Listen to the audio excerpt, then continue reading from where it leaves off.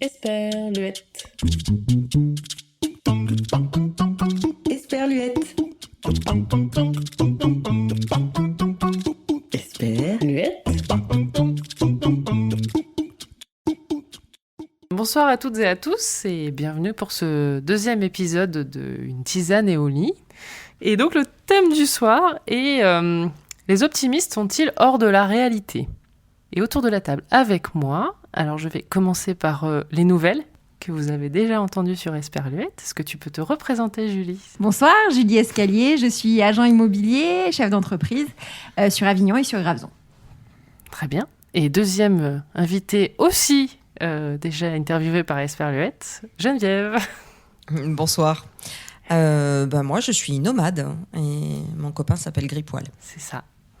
Comment va Gripoil d'ailleurs ? Il va très bien. Il est en train de se préparer pour sa deuxième session de chantier et à la fin du mois, pour mon anniversaire, il sera tout beau. Pas terminé, mais tout beau. On a hâte d'avoir les photos.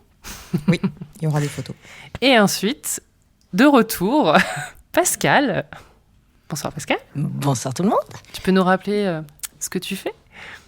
Pascal, la conseillère enseignante de Fleur de Bac de la péniche Altea.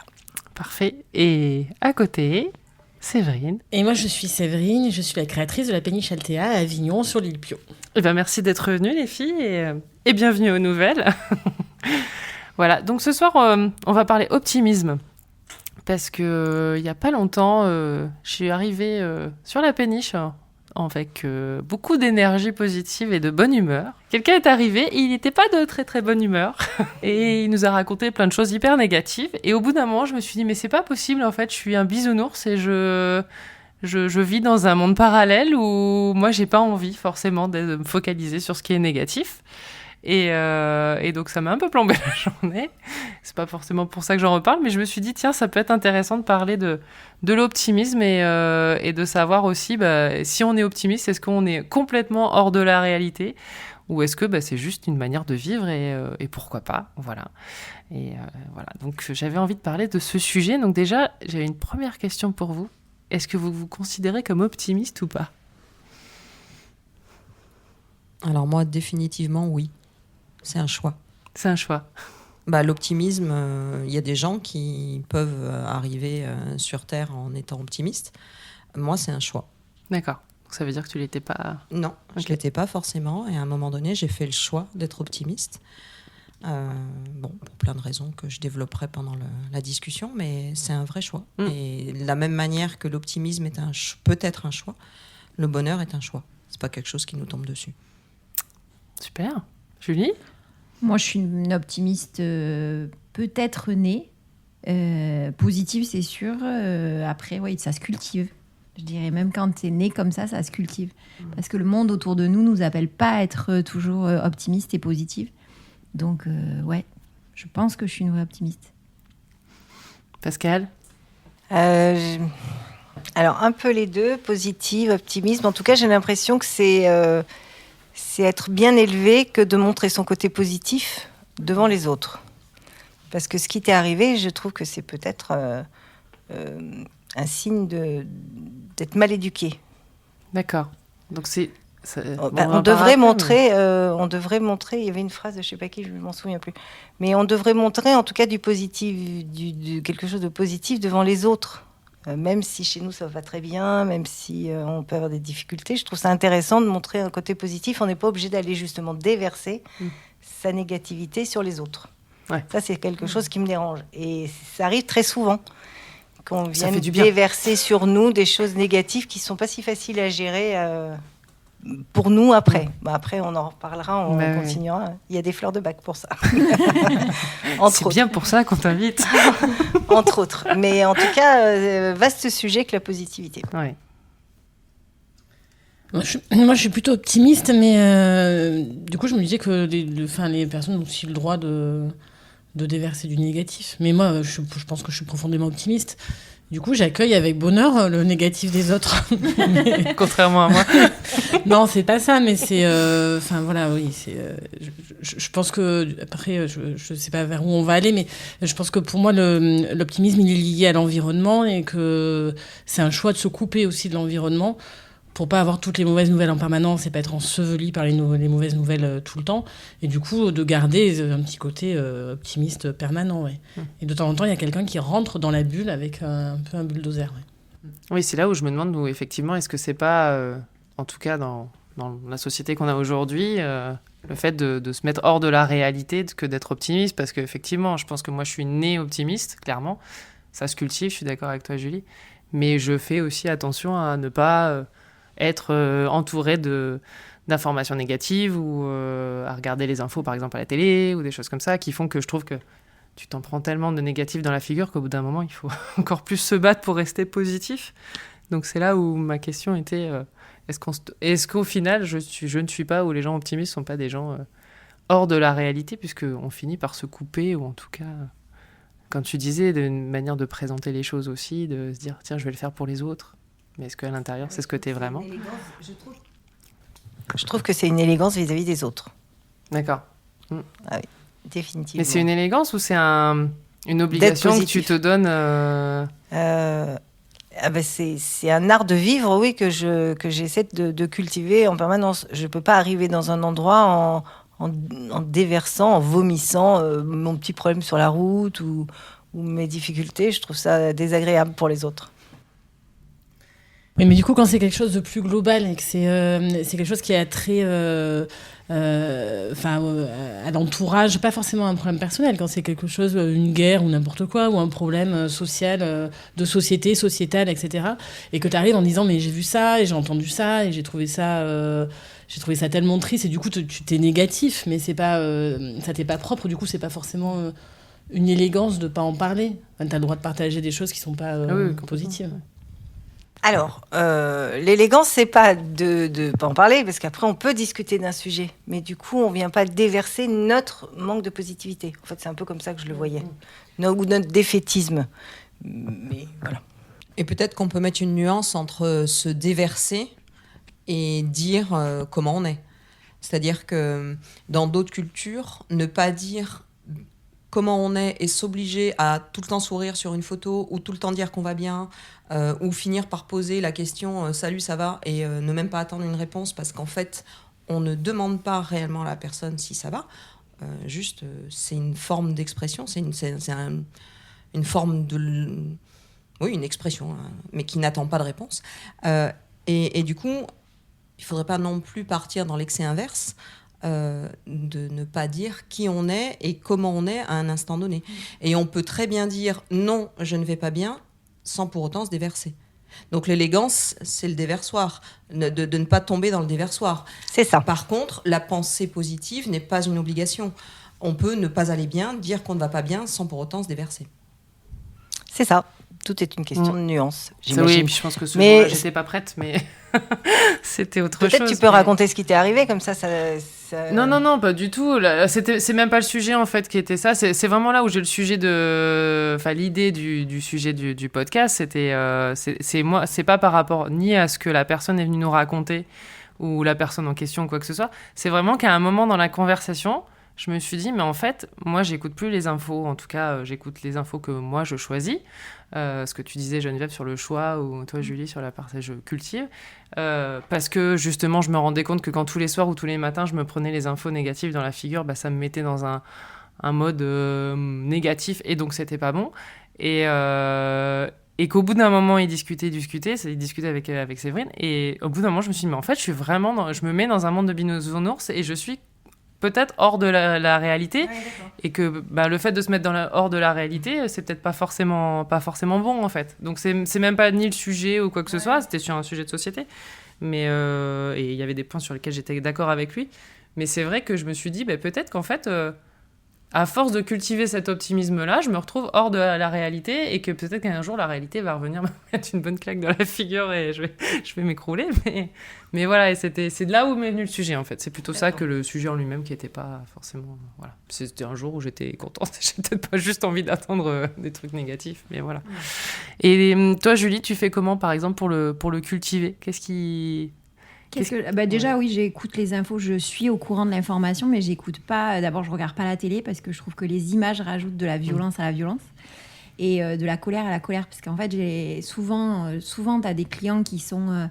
Tu sens qu'il y a une colère latente chez les gens dans leur manière de s'exprimer, dans leur manière même de dire bonjour, quoi. Il y a une forme de colère.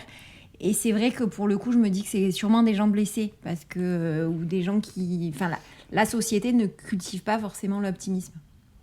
C'est vrai. Moi, la société cultive le pessimisme. Voilà. J'ai une anecdote. Je peux la raconter maintenant. Mais avec plaisir. Tu nous avais dit que tu avais une anecdote. J'avais dit. Non, je la raconte pas souvent parce que normalement ma mère la raconte. Et c'est une anecdote. J'étais au lycée et notre prof nous dit vous devez faire un devoir sur comment vous voyez l'avenir. Ah ben moi, je fais mon devoir, je rends mon devoir, j'étais toute fière de moi.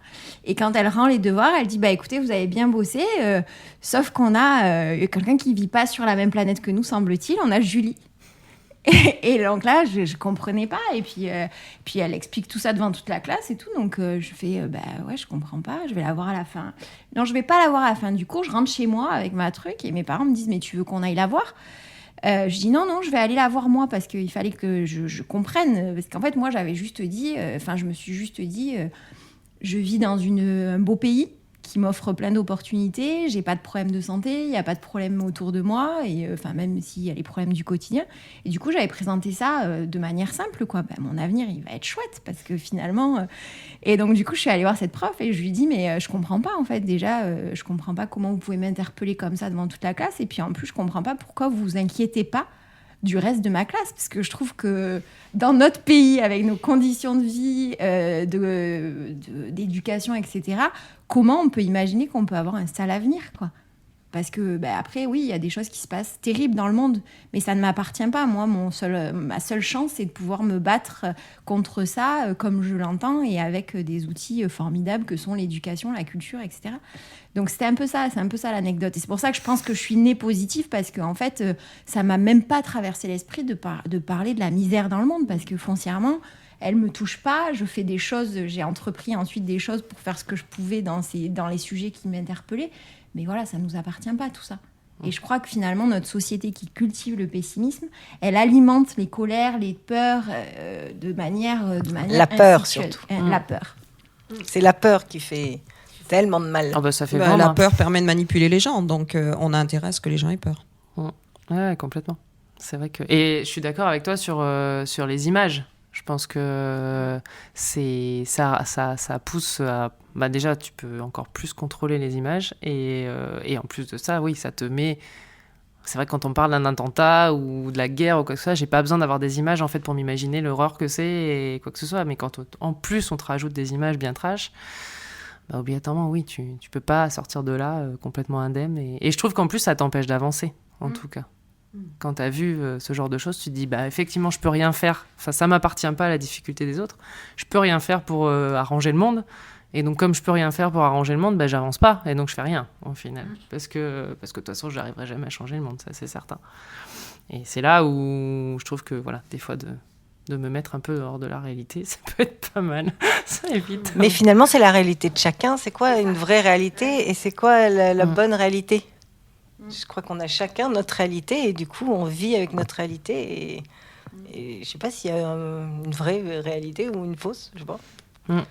Finalement, est-ce que quelqu'un toujours dans le pessimisme va être dans une vraie réalité ou nous chaque personne va être dans sa réalité, très clairement. Et sa réalité, c'est comment on s'est construit, qu'est-ce qu'on a vécu et comment on choisit d'aborder les choses. Parce que, quels que soient nos antécédents, on peut aussi... Je veux dire, on est 100% responsable de ce qu'on en fait et de comment on décide de réagir et d'interagir avec ça.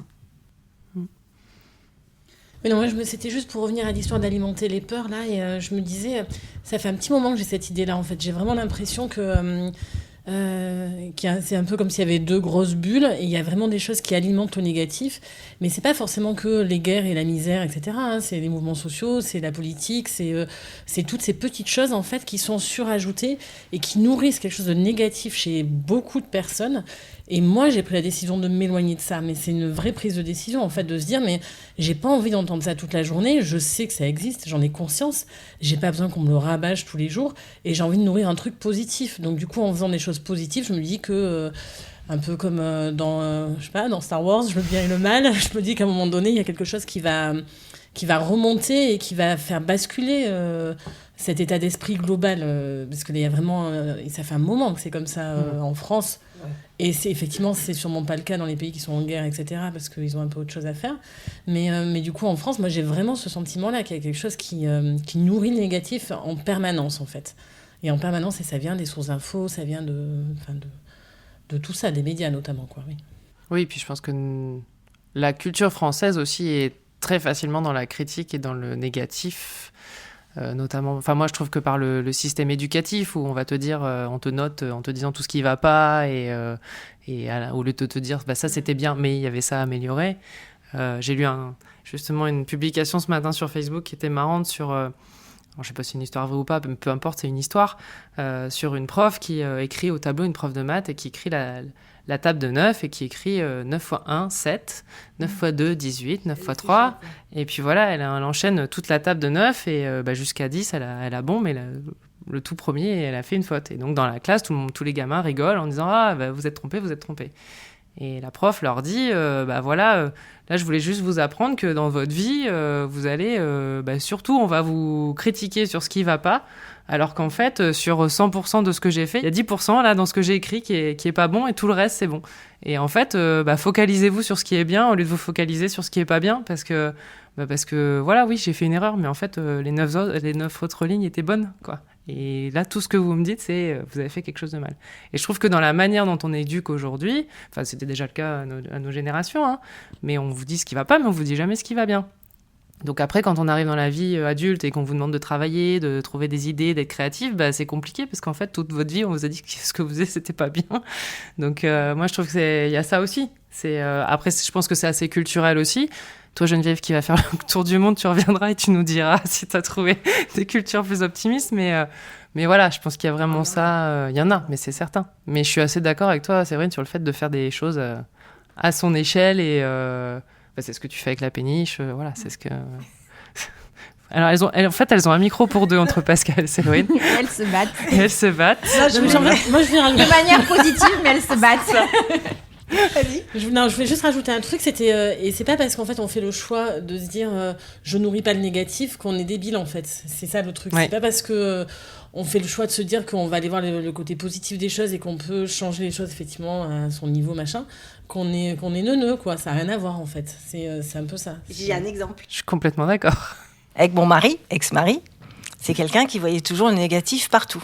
Par exemple, nous prenions la voiture, il y avait un petit bouchon. Oui, les voitures, puis tous ces gens, qu'est-ce qu'ils font ? Et j'étais là, ouais, trop cool, on va pouvoir mettre de la musique, on va chanter à tue-tête. Et entre lui et moi, ça a toujours été ça. Il voyait du monde à une queue de supermarché, je disais, ah, trop bien, on va pouvoir méditer, on va se poser, nanana. Est-ce que ça, voir le positif de chaque situation, c'est une tare ou ça ne l'est pas? En tout cas, moi, ça me permet de vivre. Je pense que tu vivais mieux les bouchons que lui. J'ai tout vécu beaucoup plus cool. Ah, c'est sûr. Et d'ailleurs, j'ai toujours du bol. J'arrive à une caisse, ça passe tout de suite, ou il y en a une qui ouvre à côté, alors que lui, le pauvre, il n'a jamais eu. Il lui arrive toujours, comme il est toujours dans le négatif, il lui arrive, par ricochet, toujours beaucoup de choses négatives. C'est pas le pauvre, c'est qu'il a un gyrophare sur la tête avec son négatif et qu'il attire à lui les situations négatives. C'est une question d'aimant, quoi. Je veux dire, c'est une question de loi d'attraction, de ce qu'on veut. Je veux dire, à partir du moment où on dégage du négatif, ce qui va nous tomber sur la tronche, c'est du négatif. Si on essaye, si on fait le choix du positif, ce qui va nous arriver dessus, c'est du positif. Juste, il faut l'enclencher. Moi, je suis pas toujours dans le positif. Je crois en fait qu'on agit. Moi, j'ai analysé que j'agis toujours par amour ou par peur. Et les seuls moments où le négatif peut être présent chez moi, ça va être quand j'agis avec mes peurs.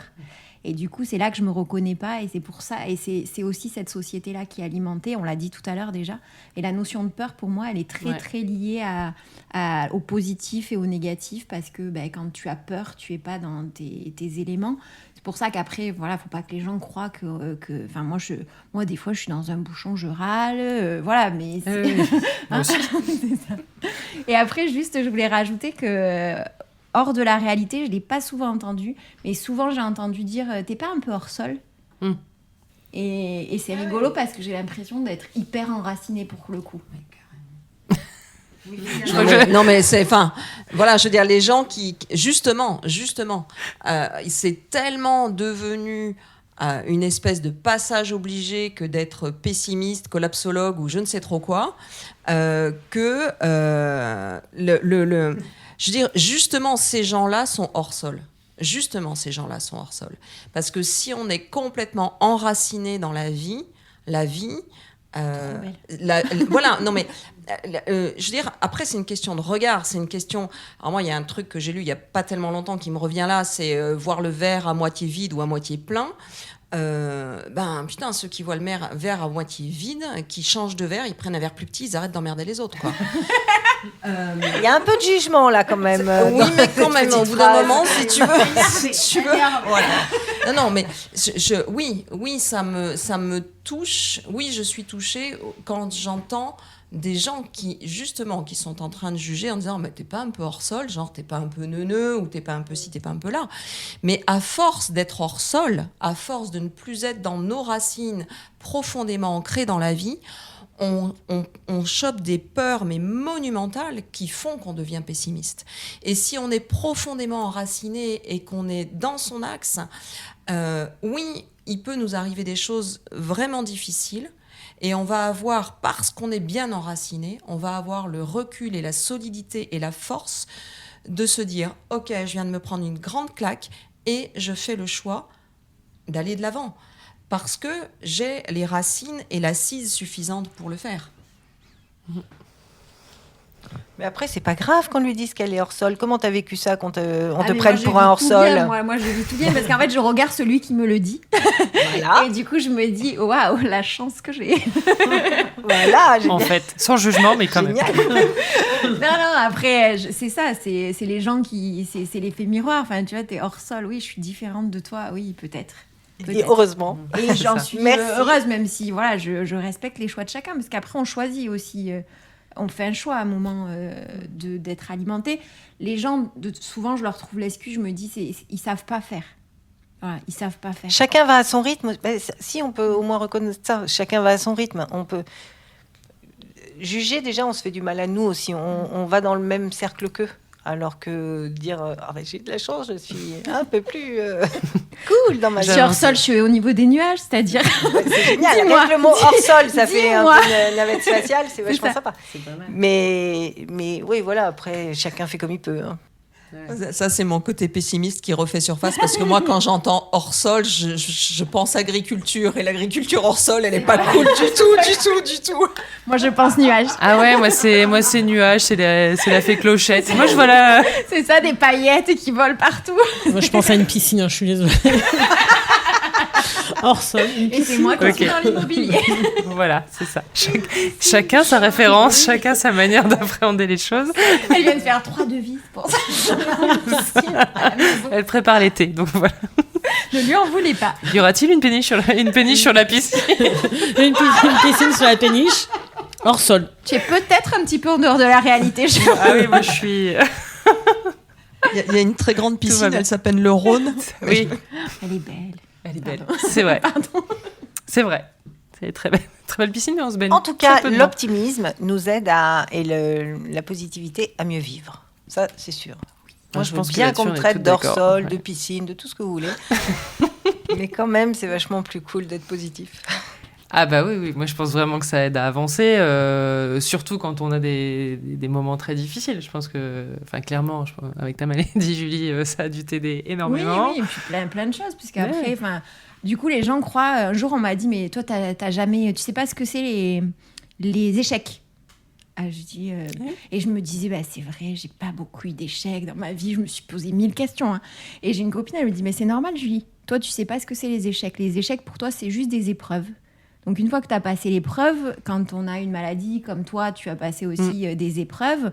Dans nos entreprises aussi, on a des épreuves. Il y a eu des fins de mois difficiles, un chef d'entreprise, quoi. Donc des périodes très, très difficiles financièrement. Et pour autant, on s'en nourrit et puis on est encore plus fort derrière, quoi. Donc c'est ça aussi le positif, je crois. Sur la thématique de l'échec, de l'épreuve, ou etc., ça c'est très, très français. Et on fait toujours le comparatif. Tu as une faillite en France, tu es considéré comme nul. Tu as une faillite, notamment aux États-Unis, on considère que tu es très expérimenté, que tu sais comment éviter une faillite. Et que, c'est ça. Au bout de la 3e, tu commences à avoir une entreprise qui est viable. Voilà. Mais du coup, je vais y aller de ma petite citation, mais un échec, c'est quand on tombe et qu'on reste au sol. Dès qu'on se relève, c'est une expérience. C'est un apprentissage. Je suis pleine d'expérience. C'est ça. Je suis hyper expérimentée. Elle a un peu des bleus sur les jambes. Ouais, c'est ça, des petites croûtes, mais ça va. Ça va. Femme avec expérience, sans croûtes. On peut parler des croûtes ou pas? Mais c'est promis, on ne va pas s'encrouter. C'est ça, on va essayer. Non, mais c'est pareil, Geneviève, pour partir en voyage comme ça, seule, au bout du monde, juste avec Grippoil, certains peuvent se dire que tu es aussi hors sol, trop positif, parce que tu te dis que tout va bien se passer, que tout ceci, que voilà. Certains vont se dire, elle est folle, elle va se faire agresser, c'est dangereux. Mais d'ailleurs, eux se feront agresser. C'est ça. Oui, ce qui m'empêche pas d'avoir des peurs. Mais sûr. juste, ces gens-là, j'ai vraiment pas envie de les entendre, parce que j'ai déjà mon ami d'en haut, là, qui me raconte au niveau du mental, qui me raconte beaucoup de choses et qui a la trouille. Si en plus je dois prendre le fardeau des autres, mais je leur laisse. Il y a des gens à qui je n'adresse pas la parole et je ne veux pas savoir ce qu'ils pensent de mon voyage. Ça ne m'intéresse pas. Moi, je sais où je veux aller, je sais ce que je veux faire. J'y vais avec mes peurs, avec mes doutes, mais avec un doute moteur et pas un doute bloquant. Ouais, toi, Séverine, c'est pareil. Je pense que quand tu as dit je vais ouvrir une péniche... Mais bien sûr. Oui, c'est sûr. Après, oui, pour monter des projets, mais je pense quels qu'ils soient, il faut être un peu optimiste, parce que sinon c'est compliqué, quoi. Donc, puis c'est des projets qui sortent un peu aussi du... oui, on se dit que ça va fonctionner et que ça va bien aller, quoi. Voilà, ça va bien se passer. Et du coup, ça se passe bien. Voilà, ça va quasiment couler. Bien tout le temps, quoi. Donc voilà.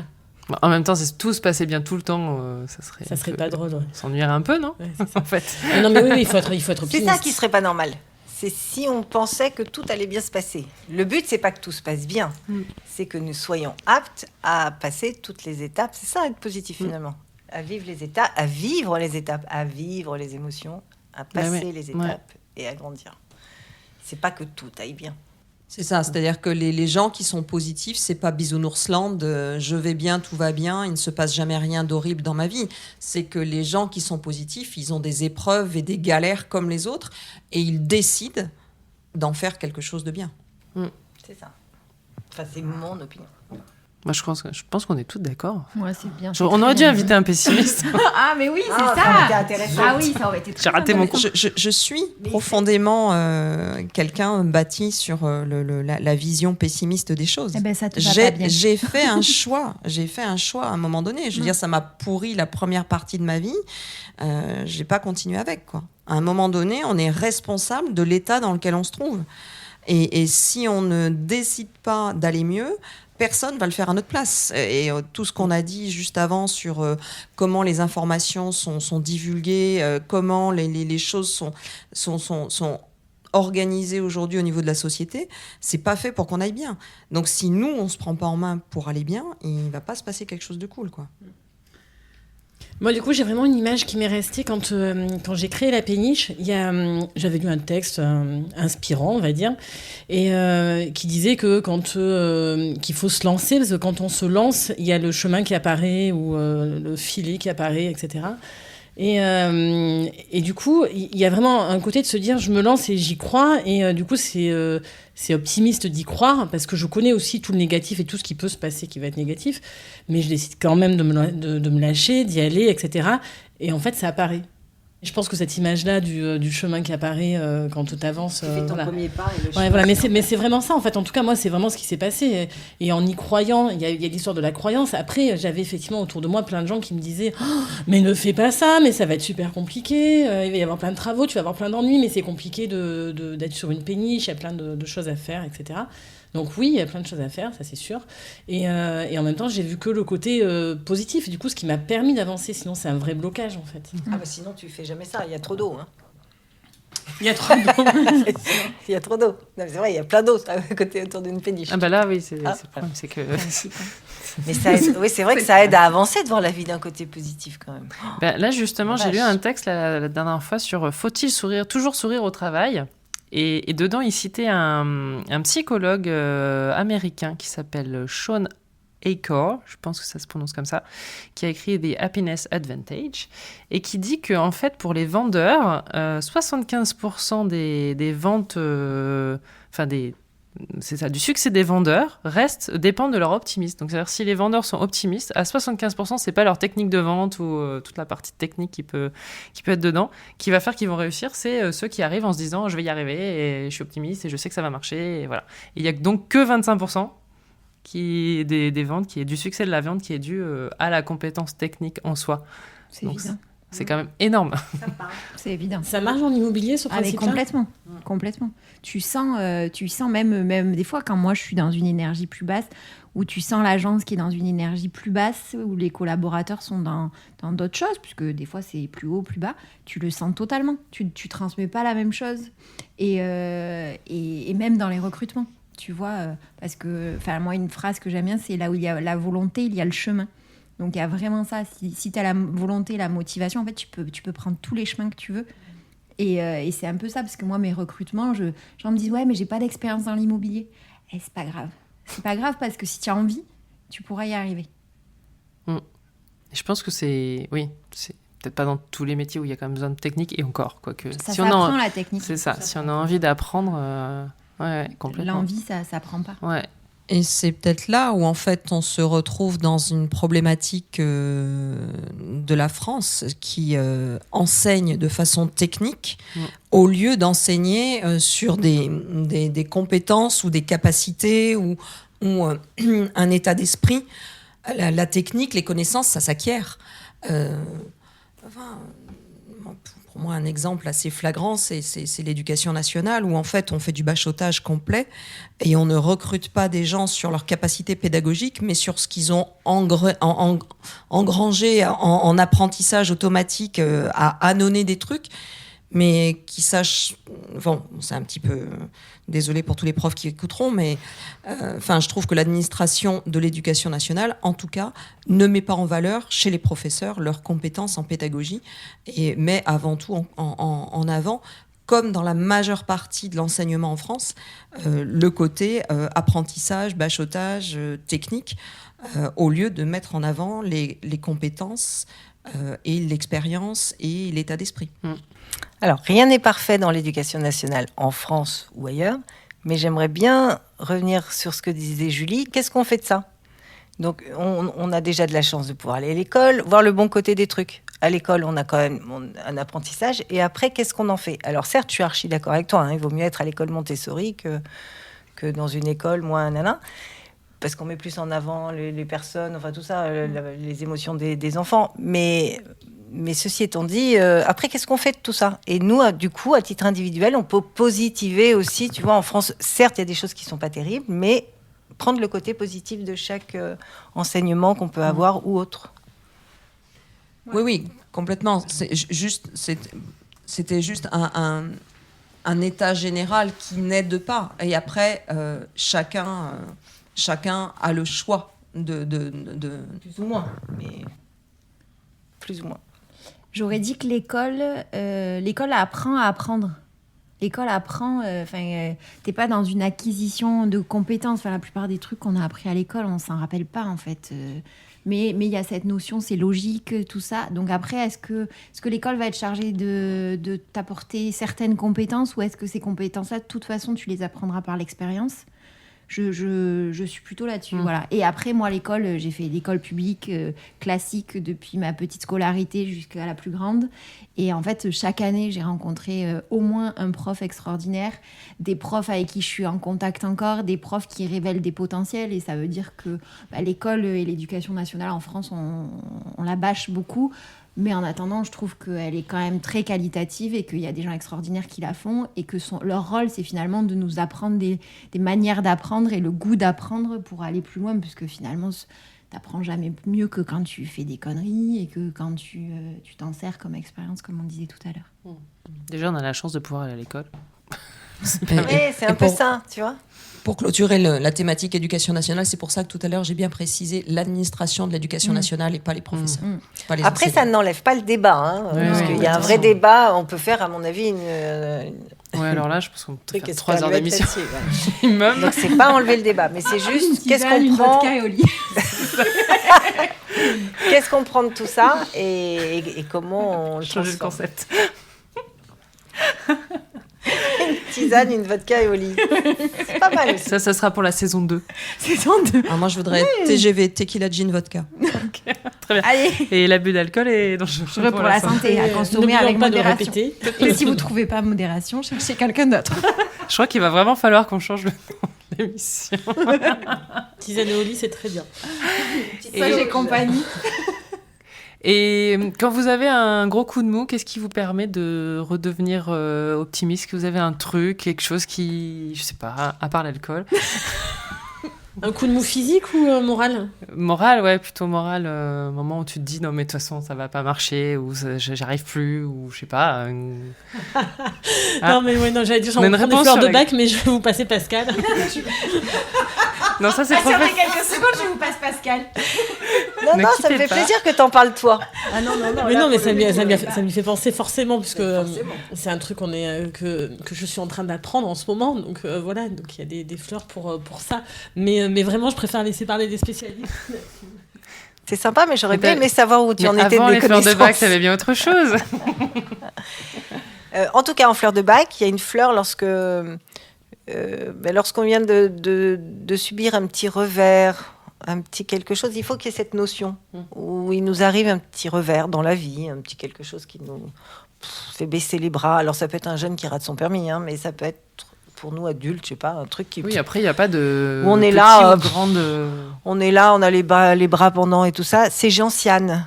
D'accord. Gentiane, ça nous aide à rebondir et à revoir la petite lumière au fond du chemin. Parce qu'en fait, c'est ça, c'est croire en notre chemin, c'est croire en notre vie, penser que la vie nous apporte... oui. De voir le. Qu'est-ce qui te fait rire comme ça, Nathalie Geneviève? Geneviève. J'adore la gentiane à l'apéritif. C'est ça. On a dit pas l'alcool. Non mais On y revient. l'alcool ça va pas. C'est pas. C'est interdit. Non. Donc, Oh, bah non. C'est interdit de dire. Donc il y a les fleurs de bac, mais après il y a sûrement aller marcher. Qu'est-ce que je peux faire moi? Tiens, aller marcher, les fleurs de bac, un bon film en pyjama avec mon chat, Ah ouais. et puis un apéro avec vous, les filles, évidemment. Et une tisane et au lit. Non, de la musique, moi de la musique. Ouais. Ouais, et Ouais, de moi la aussi. musique, un bon morceau là qui dépote, que j'aime et qui me met la pêche. Oui, après il faut pas que ça soit un gros coup de blues non plus, mais pour le petit coup de blues, un bon morceau de musique, ça fonctionne bien. Ouais, moi c'est pareil, la musique c'est un truc, c'est hyper, ça marche en 3 secondes. Quoi. Il y a certains morceaux où... C'est ça. Moi, j'enfile mes baskets. Et ou tu je- cours. et je cours, je marche, je fais un truc. Ça fait du positif. Ça Ouais. cultive, le sport cultive le positif. Et mais je suis pas très sportive. Hein, que ce soit...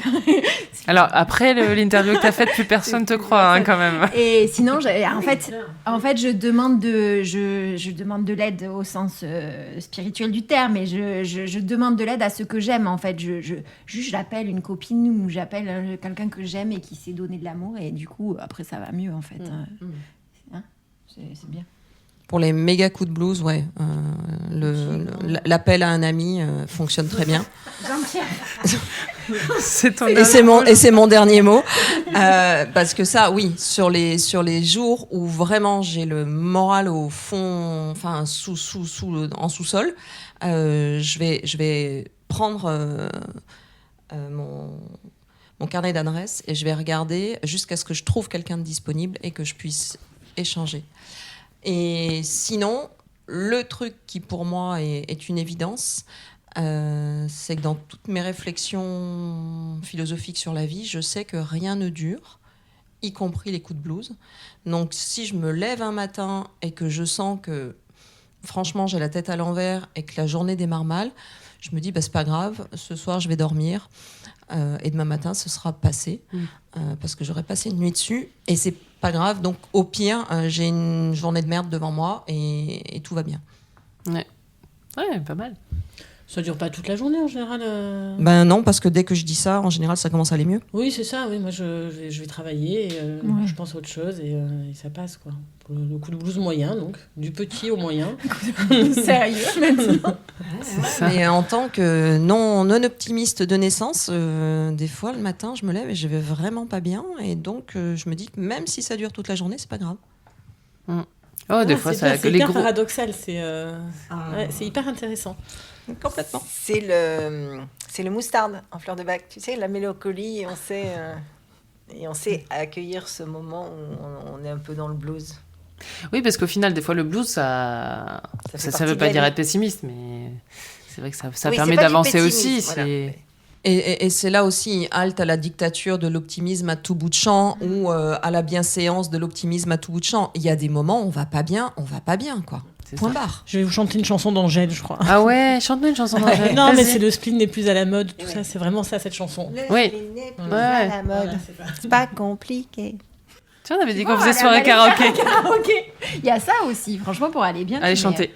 Ma prière païenne de Céline Dion, et bim.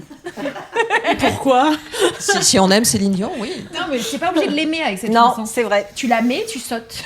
Ouais, c'est ça, il y a des chansons qui... Redonne-moi le titre. C'est laquelle c'est non tu la mets du sol parce que je... Excuse-moi, j'ai eu une image, d'un seul coup t'explosais telle une grenade et je me suis dit... Merde. Ok. Non, sinon, c'était quoi le titre de la chanson? Ma prière païenne de Céline Dion. Ma Ou tu prière peux païenne. mettre, tu Je peux vais essayer. je crois que je l'ai Non, jamais je ne entendue, chante celle-là. pas. Juste les 3 premières notes. Beyoncé chante pour 5000, je chante pas pour moi. Ouais, parce qu'en fait, on vous a pas dit, on a Beyoncé. Non. Ou J'irai où tu iras aussi. En Oui. duo avec Goldman. Ah oui. Celle-là aussi, pareil, tu sautes, grenade. Grenade. Très bien. Oui, non, et chanter. Enfin, moi, je sais Tu que chantes notamment fort, alors les bouchons, j'ai 2 choix moi, pour les bouchons et pas m'énerver. C'est soit je mets de la musique classique, juste pour me calmer vraiment, soit je mets une bonne chanson bien Et on hyper chante à fond. positive et je chante à fond et je pense que tout le monde me prend pour une folle. On s'en fout. Moi, mais je me tape et voilà, et ça passe très vite.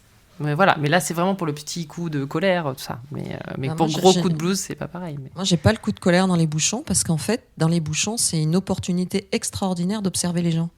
Et moi, ça me fait beaucoup rire en fait. moi, je vois que les gens sont énervés, ça m'énerve aussi. Alors, tiens, je rebondis. Mon côté Je éponge, rebondis. tu sais. Oui, mais voilà. C'est Saute, on que rebondit, c'est sportif cette émission, dites-moi. c'est qu'on n'est pas tous égaux par rapport à l'optimisme, au pessimisme, ou etc. Parce qu'il y a des gens, ils se laissent pas atteindre. Ils ont cette chance. Ou quand ça va trop loin, ça devient peut-être une malchance. Mais je veux dire que quand on est éponge, comment est-ce qu'on fait pour s'en sortir avec une information ou un environnement qui est en permanence en train de nous tirer vers le bas. Bah oui, on s'extrait de ça et en fait c'est juste une question de survie quoi. Ouais, c'est vrai que Je valide aussi. c'est là où des fois, moi je me dis bon, je sens que je suis pas capable de me protéger, donc je m'en vais. Et sur cette thématique-là, sur cette thématique-là, je pense que tous les gens qui n'ont pas cette problématique d'être une éponge ne peuvent pas comprendre. Oui. C'est juste que c'est tellement en dehors de leur champ, c'est tellement en dehors de leur capacité de ressenti, et que même s'ils essayaient de se mettre à notre place, ça resterait compliqué à comprendre. Vous battez pas pour le micro, les Non, filles. mais en fait, du coup, j'étais en train de me dire, est-ce que, du coup, être optimiste, c'est ça, c'est faire un choix pour pas souffrir, en fait, quelque part, tu vois? Parce que, alors, du coup, je raconte la mienne d'histoire. Moi, je pense que le jour où j'ai compris que j'allais couper et me mettre en retrait, c'était à l'époque des migrants, et c'est encore le cas aujourd'hui, mais en l'occurrence, moi, c'était il y a 3 ans, et où on voyait des images de migrants qui arrivaient sur une île grecque. Et je travaillais encore dans le tourisme à cette époque-là, donc il y a 3 ans et demi. Et il y avait des images qui montraient des gens sur des transats et qui disaient « Oh là là, franchement, les vacances, elles sont un peu pourries. Il y a des gens qui passent au bout de la rue, c'est des migrants, enfin au bout du transat, quoi, sur la plage. » Et là, ça m'a... Déjà, les migrants, c'est un truc qui me touche. Je sais pas pourquoi, mais ça me touche particulièrement. Après, chacun, c'est sujet. Et le fait d'entendre ça, moi qui travaillais dans le tourisme, et d'entendre des gens qui puissent dire un truc pareil, je sais pas, ça m'a touché mais 10 millions de fois plus. Et je me suis dit, c'était insupportable pour moi, en fait. De voir ça, de voir où on en était au niveau des migrants, de voir ces bateaux qui arrivaient, etc. Donc ça, c'est effectivement un sujet qui me touche. Et du coup, je me suis dit, je vais me mettre en retrait.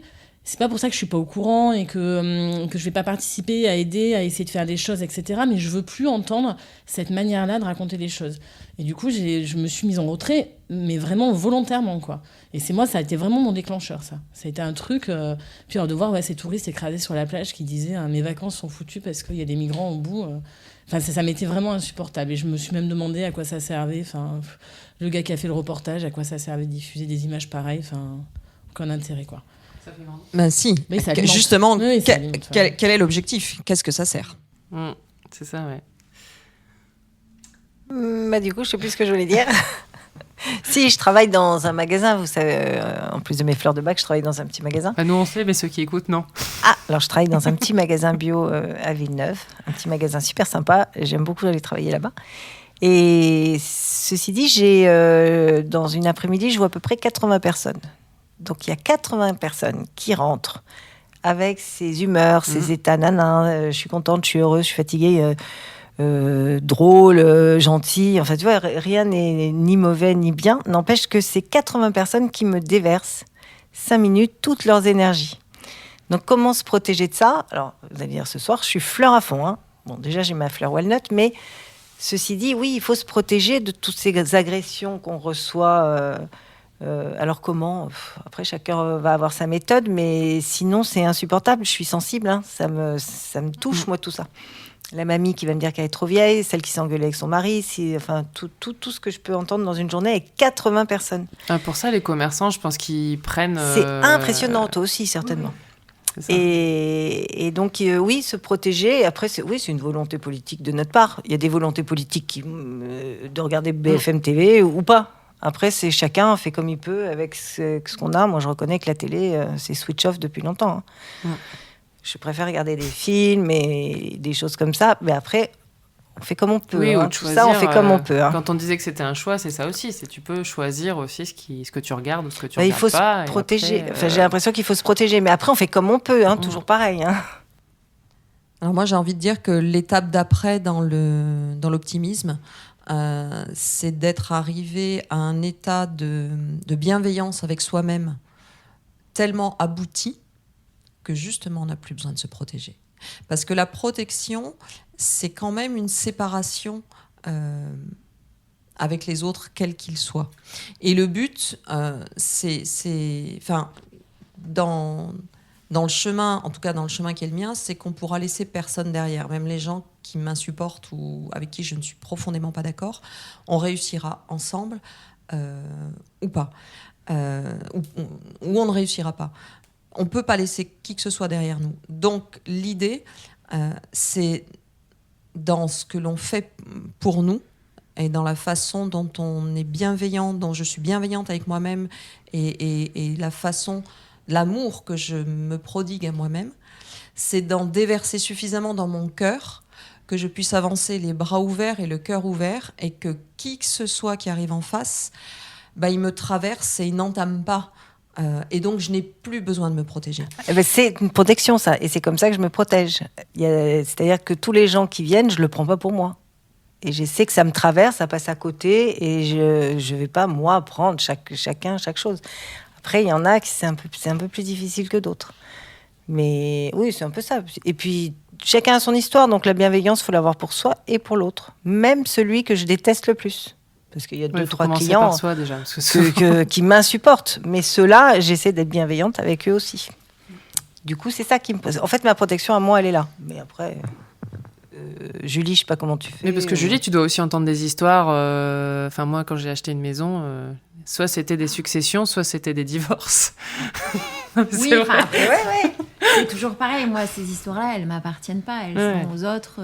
Après, t'es plus ou moins sensible, t'es plus ou moins empathique par rapport à la situation. Et puis après, du coup, il y a des gens avec lesquels tu crées des histoires, en fait. Parce que finalement, un jour, j'ai rencontré une dame. J'ai pas vendu sa maison. Mais par contre, elle m'a parlé de la maladie de sa fille, qu'elle avait perdu sa fille, etc. Et en fait, cette dame, on est resté tout le temps en contact depuis, ça doit faire 6 ans qu'elle a vendu sa maison que je n'ai pas vendue. Et voilà, donc tu crées des jolies histoires parce que finalement, elle était très triste, cette dame-là, et et maintenant, on partage que des jolis moments. Voilà, elle passe de temps en temps à l'agence, on s'envoie des petits messages sur les réseaux sociaux. Donc après, tu peux garder du positif dans ça. C'est sûr que des fois, tu entends des histoires un peu glauques, de gens qui se déchirent, de gens... Mais bon, voilà, moi, ça ne m'appartient pas. Vraiment, ça c'est mon sujet. Et après, je fais du mieux que je peux pour être bienveillante avec ceux que je croise. Après, il y en a, ils méritent pas ma bienveillance, donc ils ont rien.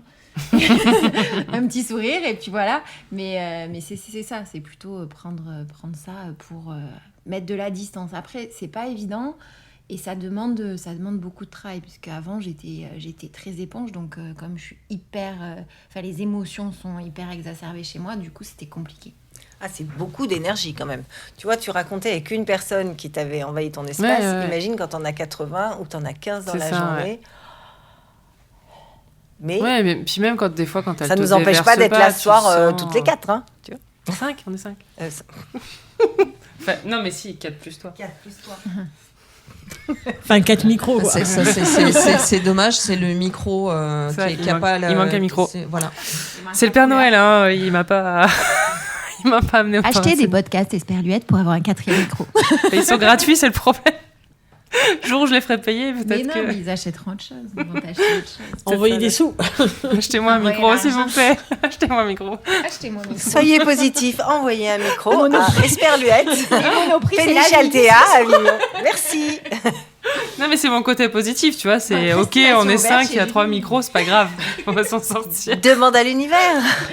Il y en a un qui va dire. Ça va faire mal. Toi qui me tombe pas sur le...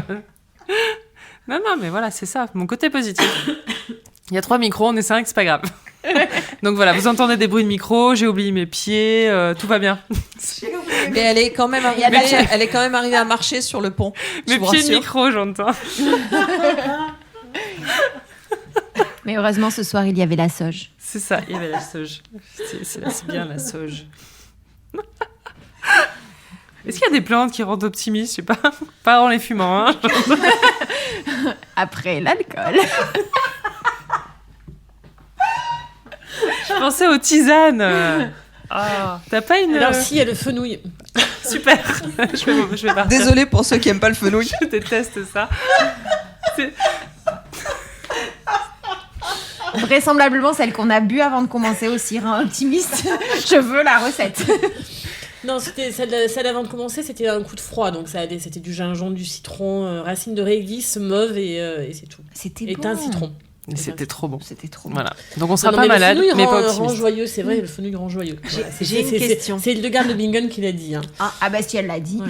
Est-ce que tu peux juste nous rappeler qui est Hildegarde, parce qu'on n'a pas tous été présentés. Alors, tout le monde n'a pas regardé la vidéo sur Hildegarde de Bingen. Non, c'est une abbesse qui vivait au Moyen-Âge et qui a posé les bases de la naturopathie, on va dire. Voilà. Okay. Ils sont 3 d'ailleurs. Donc vive le fenouil. Hildegarde, Steiner et Bach. Tout à fait. Ce soir, j'ai envie de parler de Bach. Je crois que ce soir, nous avons... J'ai une question pour toi. Est-ce qu'on peut rester positive lorsqu'on a un rhume et une angine qui est en train de nous monter, qu'on a en les direct yeux live, qui pleurent, qu'on a une grosse écharpe qu'on s'essuie les yeux, comme ça, on a une grosse écharpe autour du cou. Est-ce qu'on arrive à garder quand même un côté positif? Le fenouil. Oui, on arrive à garder un côté positif parce qu'on a mis du titri sur ses amygdales et que ça va en fait et que c'est très agréable de discuter avec vous mesdames ce soir, donc on arrive à garder un côté positif. Oui. T'essayes de faire quoi là, de lui s'appelle moi? Elle teste sa capacité à rebondir sur du positif. Non, je trouvais ça trop génial. Je la vois là quand même, elle a l'air de souffrir, les filles. Et malgré tout, elle arrive à parler positif. Je trouve que c'est la meilleure. Elle rigole tellement qu'elle pleure de rire. En tout cas, je trouve que c'est la meilleure preuve que tout est possible. Avec une grippe, vous pouvez faire une émission de radio. Que le positif est là malgré tout. Voilà, c'était ça. Je suis optimiste et j'ai pas de grippe. Hein, c'est juste, juste un petit coup de froid. Et d'où viendrait le fait que d'être malade, quelle que soit la maladie, rendrait forcément pessimiste? Ah non, ça aurait pu la rendre pas très positive ce soir. C'est ça. Pas forcément pessimiste, mais pas très positive. Mais en fait, non. En fait, non, tout va bien, merci. Non, mais c'est la magie du micro. Ouais. C'est quand même de l'unique micro, en effet. De demi-micro, comme vous voulez. Bon, ça va, moi j'ai un micro-cravate dans la main. Mais moi, ce que j'ai envie de dire sur les avantages d'être optimiste et sur l'importance d'être optimiste, c'est que moi, dans mes croyances et dans ma façon de regarder le monde et la vie, c'est que ce que nous dégageons, donc en fait d'un point de vue vibratoire, si on s'en réfère à des choses plus plus actuelles sur le sujet, donc tout est vibration et ces vibrations, elles vont on parlait de musique, les notes en mineur ou en majeur ne dégagent pas du tout la même vibration et la même sensation. On sait très bien que les gens qui veulent faire une chanson triste, ils vont choisir des notes en mineur.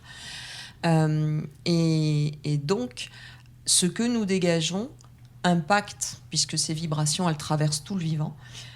Donc, si on choisit d'être optimiste, on va dégager des vibrations qui vont permettre aux choses d'avancer.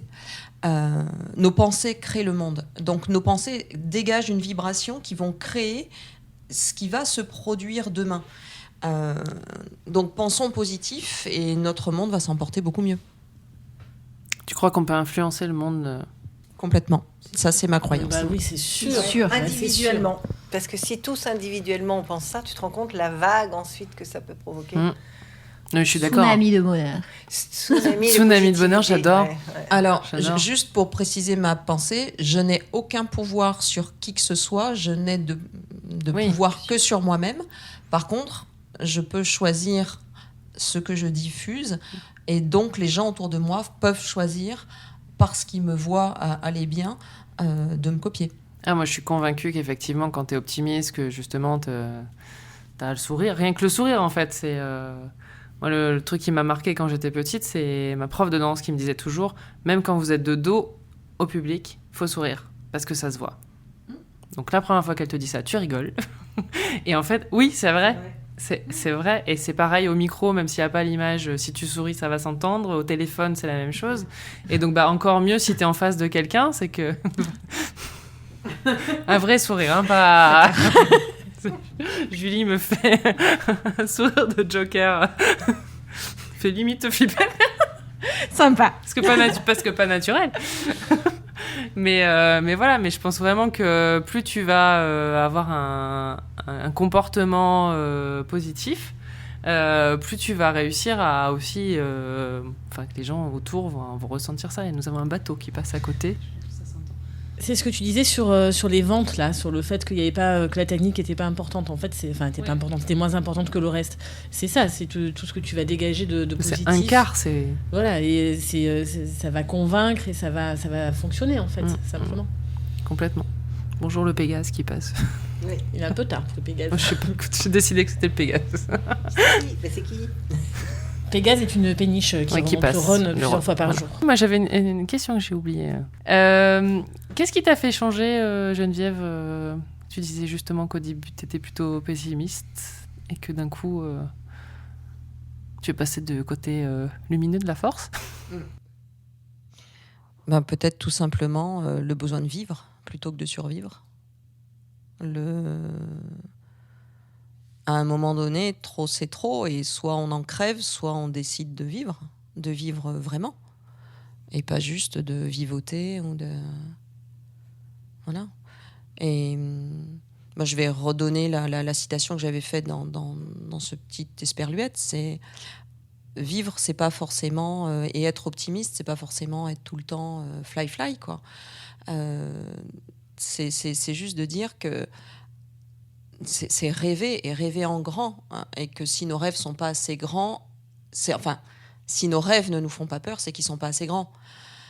Donc on peut avoir peur, on peut vivre des choses difficiles, et comment on décide de regarder les choses. Et moi j'ai décidé de vivre au lieu de survivre. C'est une bonne idée, moi je trouve. Bon choix. Moi, j'adore. Si nos rêves sont pas assez grands, s'ils ne font pas peur, c'est qu'ils sont pas assez grands. Ouais. J'avais jamais pensé à ça, mais oui. Il faut absolument que je retrouve la femme qui a cité ça. C'est une africaine, ça j'en suis sûre. Et il faut que j'arrive à retrouver son nom parce que c'est magnifique. Je le mettrai sur l'article de ton interview quand tu le retrouveras. Mais oui, c'est joli ce que tu viens de dire, c'est profond. Oui, la peur n'empêche pas l'optimisme en fait. Je pense que c'est la vraie conclusion de tout ce qu'on s'est dit, c'est ça, c'est que être optimiste, c'est pas forcément être bisounours ou quoi que ce soit, ou hors de la réalité, ça n'empêche pas de connaître les choses. Mais par contre, ça permet d'avancer et ça évite... on peut avancer avec nos peurs, on peut avancer avec plein de choses, quoi. Voilà, je pense que c'était une belle conclusion. Moi, j'avais une petite citation que j'aime bien, mais qui est plutôt sur le sourire, mais je trouve que le sourire, ça amène à l'optimisme et au positif, qui vient de l'abbé Pierre, qui est un sourire coûte moins cher que l'électricité, mais donne autant de lumière. Et j'aime beaucoup. C'est joli. Voilà. Donc, merci beaucoup à toutes les quatre d'être venues sur cette belle péniche. Et puis je souhaite à tout le monde d'avoir une petite dose d'optimisme après cet épisode. Et puis maintenant, on va aller boire une tisane et au lit. Et au lit.